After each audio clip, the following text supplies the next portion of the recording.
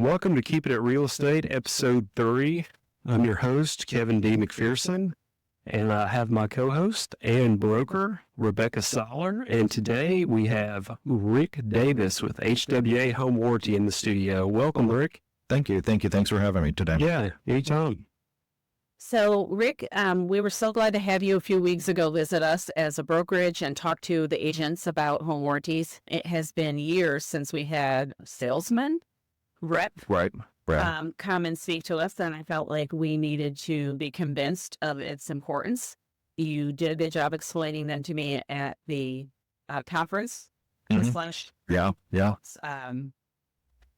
Maybe won over to home warranties when I haven't been in the past. So thank you for coming. And we just want to be able to educate our buyers and sellers about home warranties and how it can benefit them.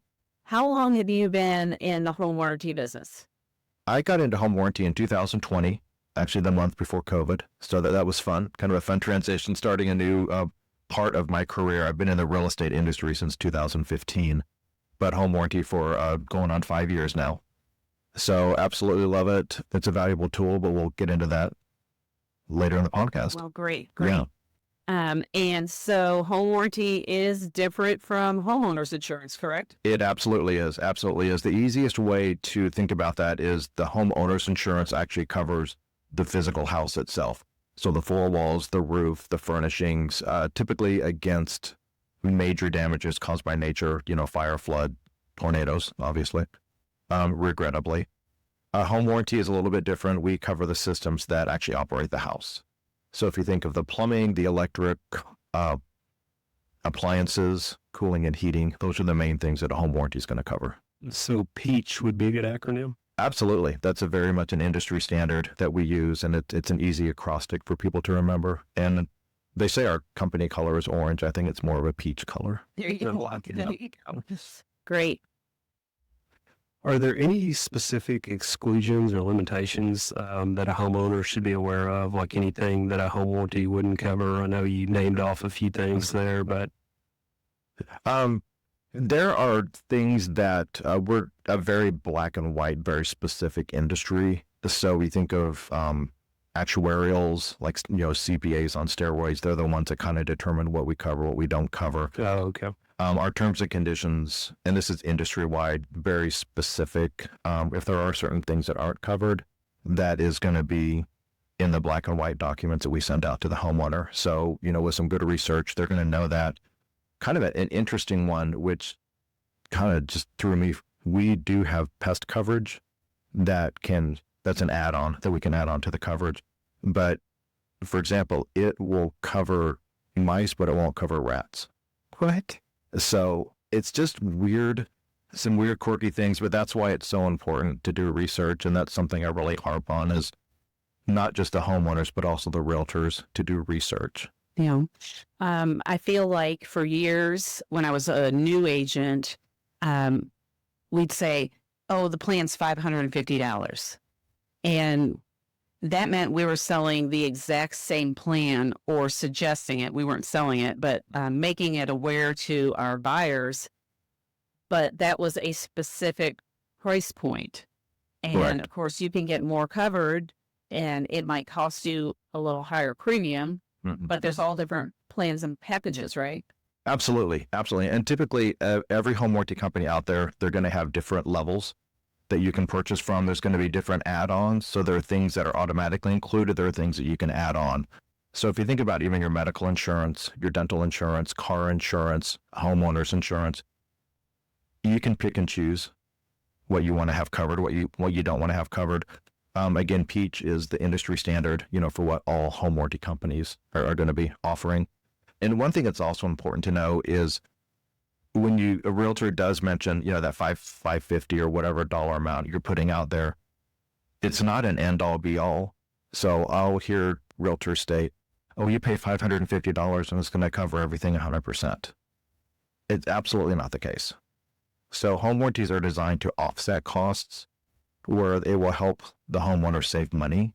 And a lot of times our claims are paid at 100%, but there are a lot of times where there may be some things that are not covered or not included. Perfect example is with a water heater. If a homeowner wants to get a tankless water heater and the traditional one needs to be replaced, they can absolutely do that, but they will end up paying for the rerouting the water line to get from a big unit to a small unit. So there may be some out of pockets here and there. Okay. So if you're not good at saving money, this may be a good option for you. Like if you don't have like $8,000 laying around to replace your central unit or something. And, that's absolutely a great point to bring up. And we're a very statistics driven world anymore. First year homeowners, and I usually lead with this statistic, first year homeowners, 77% are going to have some sort of a repair that could be covered under home warranty. That same pool of people, 57% don't have an extra $1,000 to pay for that repair. I It's a could big see deal. that, like, you're buying a home, you're doling out a lot of cash, so. For the closing costs Right, and yeah. Oh yeah, scrimping and saving, bringing every penny you can. So it's something that this comes up too. It's our home warranties required because homeowners insurance is required. It's part of your mortgage payment unless you have paid a certain percent down. Right. Home warranties are not required, but having been around it for the last 5 years, I 100% believe it's something that is a strong necessity. For that $500 or $600 a year, you could have it for 10 years, never file a claim. But if your air conditioner unit goes out and it's $6,000 to replace it, you broke even. So to me, it's a tremendous investment in offsetting cost and protecting your biggest investment of your life. yeah. That brings me to my next question. How does the deductible work? It's going to be very similar to if you go to your doctor for your annual Okay. checkup. You're going to pay a $50 or $60 I never go to the office doctor. visit. Okay. It's so home warranty is set up. There's going to be anywhere from a $75 to $125 deductible. So a homeowner would, and I'll just jump into how the claim process works because it's an integral part of that. So if something quits working, the homeowner would call or go to the computer, open up a claim. There would be a deductible with our company. It's $100. There is an add-on that can bring it down to $75. So basically $75 or $100. The homeowner pays to the technician when they first come to the house. Yeah, okay. So whenever they open up the claim, they tell us what's going on, what's not working. We put that in the system, and actually we'll determine right there if it's something that would potentially be covered or something that would not be covered. So I had one just the other day where they had called in and opened up a claim on their septic system, but they didn't have septic coverage. So we were able to tell them before they got somebody sent out there and paid the $100, and no, that's not covered. And people were frustrated, to try to offset that. And once a technician comes out and diagnoses what's going on, they get back in touch with us. We determine the level of if it will be covered, if it's going to be a repair, if it's going to be a replacement, if there are going to be any out-of-pocket costs for the homeowner. All that is done up front so the homeowner knows what's going on. Okay. So if I've got an issue with my air conditioner not blowing cold and we file a claim, tech comes out, how long do I typically wait before I get cold air again? Well, first of all, every claim is different. So, but just talking generalities, we have two different levels of how claims are addressed from the very beginning. They're either emergency situations or non-emergency. So if your dishwasher is not working, it's not an emergency. It's an inconvenience, but it's not an emergency. If it's in the summer with your air conditioning, winter with your furnace, if there's active water line break in the house, those are emergencies. Our expectation is you will hear from somebody within 24 hours on those. That is setting up the appointment with the tech. That is an industry just expectation. Mhm. Most of the time, it's a lot quicker. I had a situation 2 weeks ago. We were out of town, came home, my air conditioner would not shut off. So it was like 68 degrees in my house. On a Sunday afternoon, I called, opened up a claim. Within an hour, it had been assigned to a technician. And then what happens then is I was emailed their contact information. The appointment was originally scheduled for the following Friday. They called us Monday morning and said, can we come Tuesday afternoon? So fairly quick, but pretty quick. But it could be several days. It absolutely could be. And if you're talking middle of July with air conditioning, whether the homeowners have a home warranty or don't, it could be up to a week. Yeah, technicians are busy. Absolutely. It's first come, first served basis. Yeah. Well, you had mentioned something I just want to bring up. You had mentioned septic, and that in your example, it wasn't covered. I was surprised when you spoke with us a couple weeks ago that you can add septic to your warranty and also pool coverage. And you said it was just for the plumbing of the pool. For the pump and the pipes, it's not going to cover a liner. For the most part, if you think it's things that have moving parts, that's typically what is going to be covered under home warranty. Pipes have water flowing through them, electrical. I mean, it's just a wire, but it has electricity flowing through it. But yeah, it's very nice. Yeah, there's a lot you can add on. Okay. There's a whole list of additional things outside of the peach that you can do. Hey, Rick, what is something a homeowner should consider when choosing a home warranty? There's a lot of companies out there. If that was where you're going with the question. So it really, what I would do if I was not in the industry is I would research who has a local rep in the area. I think it's important that there's a rep that knows the territory that they're in, that kind of know the ins and outs of the industry. A company that's been around for a while, a company that is, for example, probably the top 3 or 4 companies have all been around at least 20 years plus. That's what I would look for, is someone that has longevity. You can look up the reviews online. Are there any red flags we should look for? Yeah, and reviews are interesting things because typically people that leave reviews are typically people that have had a bad experience. Yeah, you don't know about the good ones a lot of times. Not a lot. And the home warranty industry does have kind of, I don't want to say a bad reputation, but it's a challenging reputation because the way people look at me is based on what a third party does. It goes into somebody's house. So what we do to work around that is anytime there's a claim that's closed, we send a survey out to the homeowner to see how they went. And that's how we rank the technicians that we use. So the ones that have the very high survey rankings, they get first choice at a claim. And then after about an hour and a half, it opens up the pool to everybody. So we do audit them every month, which is a nice thing of everybody in the industry, they're going to be licensed and bonded. But we also vet ours on a monthly basis just to make sure that they're doing well. So if no one shows up, technician has accepted the job, but then doesn't come out. What do we do as the homeowner? The one thing that's nice is you have their contact information. You have the email and the phone number. Hopefully the tech has called and said, we're stuck at a job that took longer than we thought. We'll get there later. We'll get there tomorrow. If they just no call, no show, or say they happen to get sideways with a homeowner, that's why it's so important to have a local rep that the homeowner can get in touch with or the realtor can get in touch with. Then we can step in and intercede.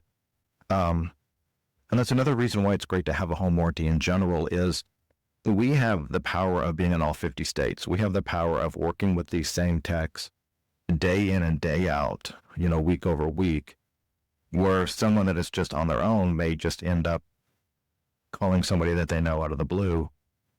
They don't have the power that, a large company will. And it does happen, regrettably. So typically what I would do is I would get in touch with my claims manager and we can escalate the claim. So what I like to say is I'm in sales, I'm not in claims, but I can get a hold of the claims manager and we can get it back on track. And if nobody will come to our area over a specific claim, then what would happen? We actually give that option pretty early to the homeowner. Even during the process of us trying to find a tech to come out. So after like that hour and a half, we will send an email to the homeowner stating, we're still looking for somebody. If you know someone that can do the work for you, they can call in and take over the claim. And what's nice is we're going to pay that tech their regular rate because they're helping us out. The reason why home warranty works is we contract with different providers at a discounted rate, but we give them a large volume of business. So it's kind of a give and take situation. We're not going to force somebody that's helping us out to take a discounted rate. It's just not right. Yeah. Okay. That's good to know. So, and the other option we give the homeowner too is if they want to just get the work done and pay for it themselves, they can submit that receipt for reimbursement. But we do have to have the diagnosis before we can authorize that. So still make the claim 100%. and never skip that step. You've got to initiate the claim and not just send in a receipt. Absolutely. And 24/7, 365, there's someone on the phone or on the computer. With AI technology these days, if you're doing it on the computer, you don't even know that you're not talking to a person. Scary. Okay, so I'm new convert to home warranties. Okay. All right. In the past, we had issues with people coming to our area. We don't have any. We're rural here, and a lot of our contractors or subcontractors are not signed on with a home warranty company. So, 10 years ago, 8 years ago, I would have a house that I was managing that had a home warranty, and the owners are like, call a home warranty company. And 3 days later, we don't have anyone coming. And so I'm like, why would you get a home warranty if you live in an area where no one will serve it? Knowing now that some companies, your company, HWA, will honor that warranty no matter what, even if it has to be a local tech doing that, that doesn't normally work for you all. That's awesome. So that being said, home warranties can be an attractive option for a seller to put in their listing. So I've got this house. It's all these great things. And I'm willing to provide a full warranty. It's just another little, like, something special out there for a home seller to do. Buyers are the ones we always talk to about it, it seems like. You know, I haven't in the past, and I don't know if you have, I don't normally go to my sellers, do you want to offer a home warranty? I think I'm going to change that now. But normally we bring up home warranty because in the contract, it discusses it. Right. To bring it up every time. So the home warranty is normally on the contract paid for by the seller, paid for by the buyer, or equally split. And you could even change that. You could say 3/4, quarter, however. Oh, sure. Yeah, let's make it complicated. We love complicated. Or asking the seller to pay for it, or it always cracks me out that on an offer you would have to say, I want a home warranty and I'm paying for it. Like, because anybody can get a home warranty, correct? Absolutely. And it does not even have to be part of a transaction. 10 years down the road, absolutely. Okay. So it could be attractive for sellers to start putting that in their listing that they will offer it. So here's a great way to think about that. So you have a house on 7 Main Street. Kevin has a house listed on 9 Main Street. Identical floor plans that were built at the same time. You have them priced competitively with each other. They're basically identical. Well, yours is better, of course. But if you talk to your sellers and say, let's go ahead and get a listing coverage, or we call it a seller's coverage. It's being a real estate guy, I always call it listing coverage. It's something that doesn't cost them anything. It's something that's going to give them up to $3,000. Can you repeat that? How much does it cost? It's free. And here's the reality is it's a loss leader for us. So whenever a seller's coverage is put onto a house, the expectation is the buyer's coverage will be part of it. So your sellers are going to go ahead and provide a buyer's warranty. But if I am the buyer's agent and my clients want to live on Main Street because it's the best street to live on, there's 2 different houses that are identical. This one already has a home warranty on it. And the fact for us, and the reason why we do this as a company, is once that buyer is there, if there's an early claim, we already have historical data on the house because there was a seller's coverage on there for up to 6 months. That's So neat. it's a great marketing tool. Yeah. Is that the longest that you'll do a seller's coverage? We do it for 6 months. We can extend it for another Okay. 6 months. So if you have a house on the market for a year, I think that's between you and Rebecca. Yeah. It's a whole nother conversation. You're only So- competing for a few months with me. Yeah. Well, so that's something we in this office really took away from meeting with you a few weeks ago, that we need to do. We do a great job with our buyers and sellers, but we need to talk home warranty with our sellers. And I mean, how can you argue with free? They're And always it's also gonna a think nice there's thing- catch, though, right? There's always a catch. There's a small one, and I'll come back to that here in a second. The one thing that's always nice is, and I'm dealing with this in my personal life. My folks live in Oklahoma, elderly, and we're in the process of moving my folks here. So their house is about to go on the market. We're putting the home warranty on there because they want to turn over that house they've been in for 43 years to the next owners as the best possible way that they can. So having that, seller's coverage converting to a buyer's coverage, they have a sense of peace that they're turning over that to the next owners, just as good as possible. Yeah. Just feels good.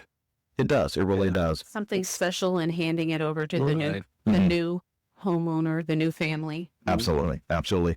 So what you did bring up, the one little catch is if they do want to include the HVAC coverage on that seller policy, it is a $50 to do that. And that's an industry standard. So you'll see it across any other company. However, that's not paid up front. That's only paid at closing if the house closes. So that's kind of the hidden secret about seller's coverage, is they can spend the entire $3,000 in getting whatever that may happen to go wrong, at the property. And if for some reason, say the house gets pulled off the market or the home warranty gets negotiated out, it's not ideal, but it's cost of business. Yeah. And they are not billed even for that $50. So it is a free plan, but it provides it's capped at 3,000 Mhm. of repairs that might happen while it's just being listed and not sold Right. yet. Right. And that's Okay. across all line items, aggregate total. Okay. That's awesome. Mhm. Okay. And so buyers typically are thinking, well, some of these appliances are old and I Mhm. don't want to necessarily replace them if they're not broke. But what happens if they break in 2 months and I'm stuck with this big bill? And the other side of that too is what happens if it breaks in a month or two, and then they go back against the sellers or go back against the listing agent and say, you guys knew this dishwasher was about to break and you never told us. So one great thing about home warranty is it really, for the agent, it gives you some post-sale litigation protection. You can say, well, we did provide a home warranty for just that scenario. The one thing about home warranties, it does need to be a failure due to normal wear and tear.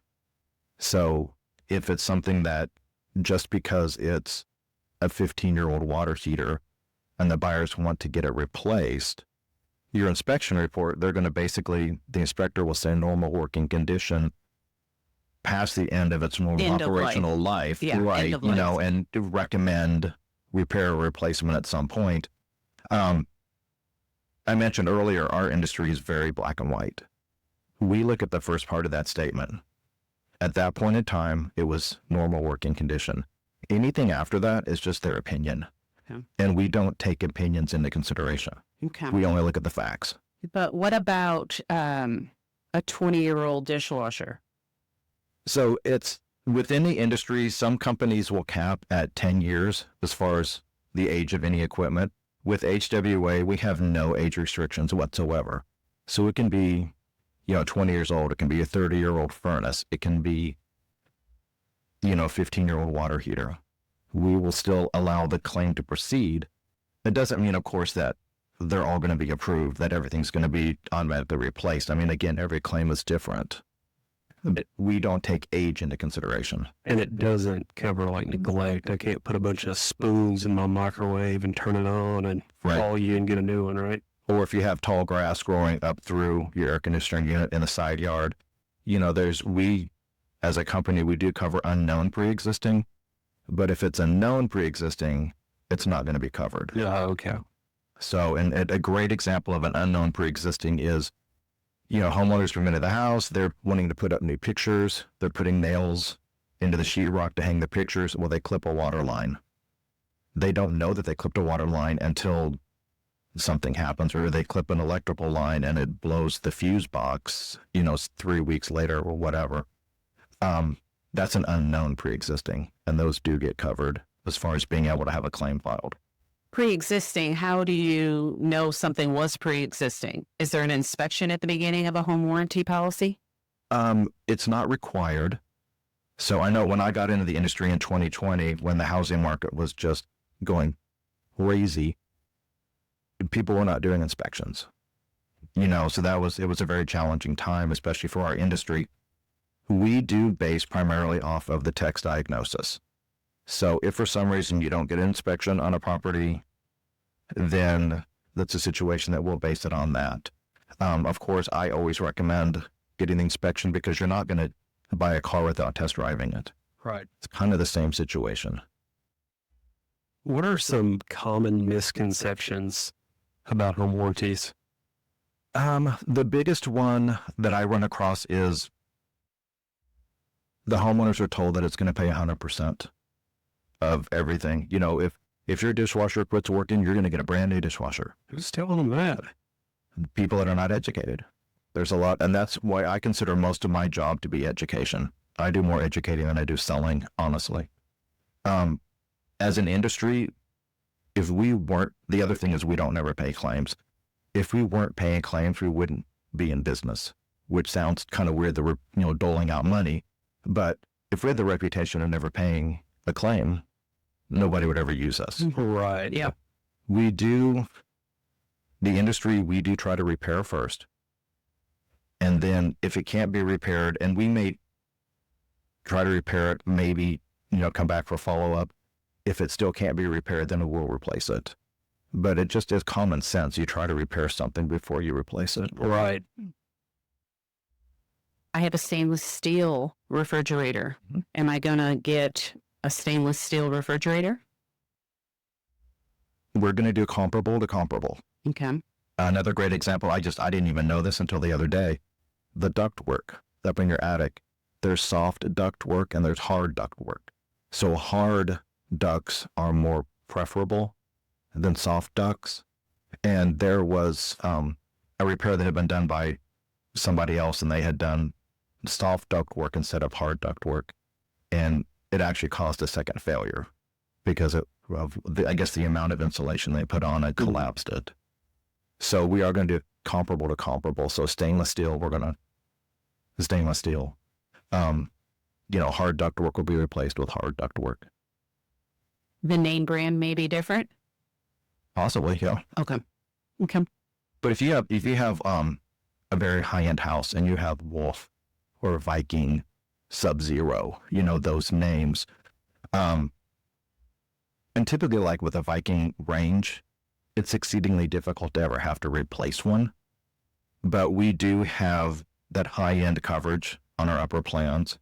So it is something that, if for some reason a Sub-Zero fridge has to be replaced, they're not going to give you a Kenmore. It better not. Yeah. What is this? Exactly. So how many Viking techs do you have in the state? That's a fantastic question. There's probably not a whole lot. No, and that is something that we would vet. We would find out, and we're not going to send someone that just finished their apprenticeship to go work on that. Yeah. It's probably, they may have to come out from Dallas or Memphis or, some other. And then there are some in the state that are licensed to do that have those certificates. And we do pay trip charges, which is nice. And even for just local normal claims, say in the Southeast Arkansas area that you all primarily work in, we'll pay the trip charge for somebody from Pine Bluff to come up to Stuttgart if there's nobody in Stuttgart available. So that is something that we try to be very reasonable with. That's good. Mm-hmm. People need to know that. Absolutely. I don't know. I'm glad that we met last fall. Yeah. And that you did your job well. I kept bugging you. You got me to stop and listen. Relentless. And gave me a bit of education, which I needed. I was anti-home warranty for quite a while because I just thought it was a big waste of money. And then you're not alone in that. And that's why, like I said, I consider my job education more than sales. And when I got in the industry in 2015, I didn't know. Yeah, I used to think it was like a scam. Mm-hmm. Yeah. Well, that's important. And being able to teach people about the benefits of it is what makes you a good salesman. Well, thank you. That's what I tell our agents, teach. We're doing way more instruction, education, explanations than we are sales. Yeah, 100%. So, and you want to be trusted, but you also want to be successful. So I'm so glad that you stopped me and that you even spoke to Kevin when he was there and kind of convinced us easily. And we're not duped so easy. And We were born at night, but it wasn't last night. Home warranty is a good option for people. It is. And I'll be real, it is challenging in more of the rural areas. It does make more sense in Little Rock maybe than it does in Stuttgart, but that doesn't mean there's not value here. And the homeowners here are just as important as the homeowners anywhere. And my job is to try to put a blanket on as many houses to cover, as possible. It really kind of offers a peace of mind. Yeah. Well, we are glad to have you here with us today. And we don't just put anybody's sales brochures up or cards out. We want to make sure that they will really take care of our clients. And that's why we asked you back, because you've assured us that will happen. I had a home warranty fall through right the day before closing. Nobody did their job. We called you all. It was an hour that the title company had the policy taken care of. So we were very thankful about that. And I just want to say one other thing that also made an impression on me.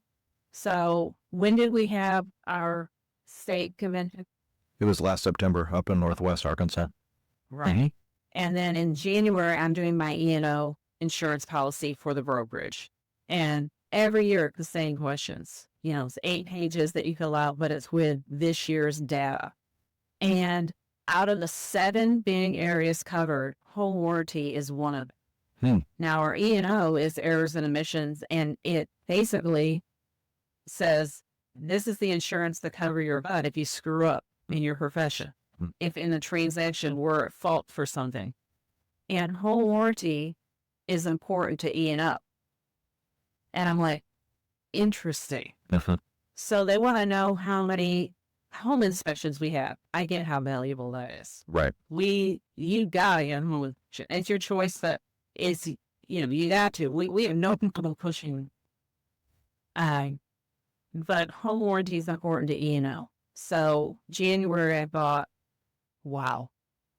So it's more important than I was giving it credit for. And so I'm glad you explained it. And now I see the value of what can we do to protect our clients and really so that they don't fall behind financially their first year or their second year of home ownership. That's what home warranty helps them with, is maybe not taking such a big blow if something breaks. Lenders appreciate it, and so it's important to the whole process. So good. Absolutely. I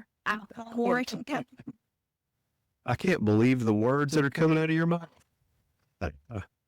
So it's good to grow. It is. And to keep learning things. And so we have lots of days of learning.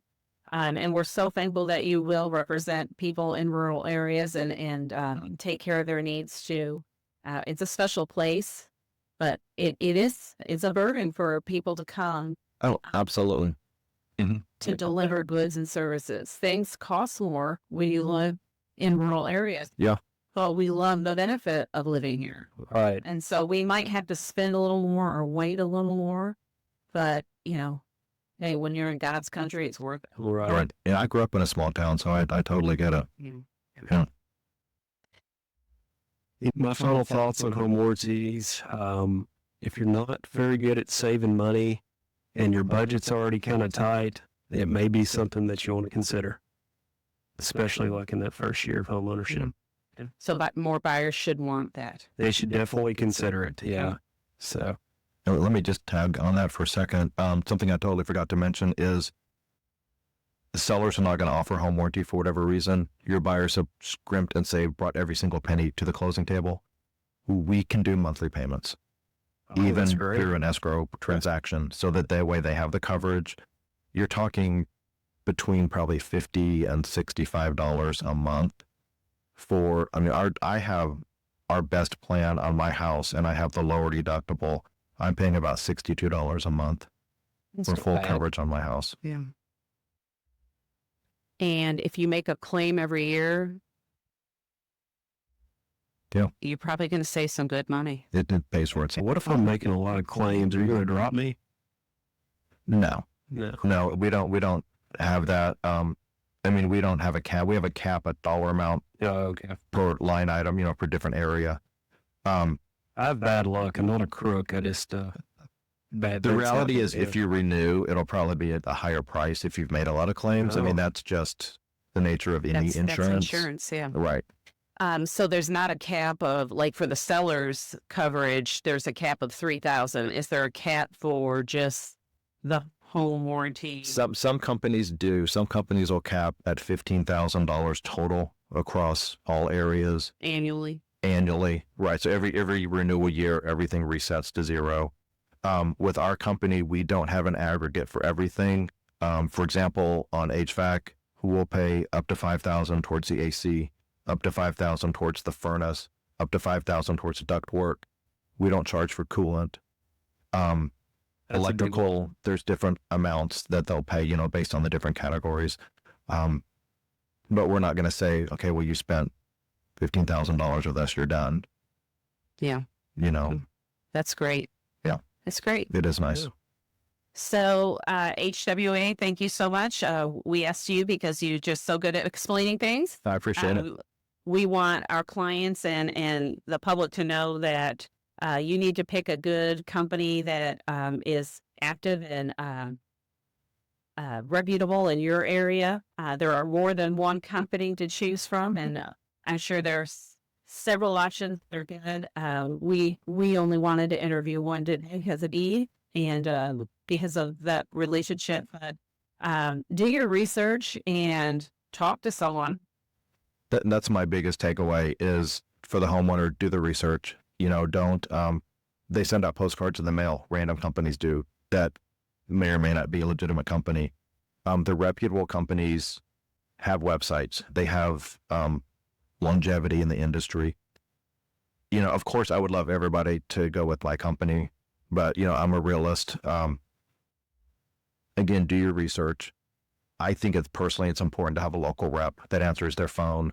And one thing I will say is every brochure in this state has my contact info. That's not just for the realtors. That's for the homeowners to call me as well. And they do. That's great. 24/7 occupation. Never stops, does it? No, it doesn't. I work the real estate hours, which are all of them. Yeah. You. Well, Rick, thanks for stopping by today. We really appreciate it. And if you have any questions, drop them in the comments, hit the like and subscribe button. And until next time, this is Kevin D. McPherson. And Rebecca Seiler. And we're keeping it real estate.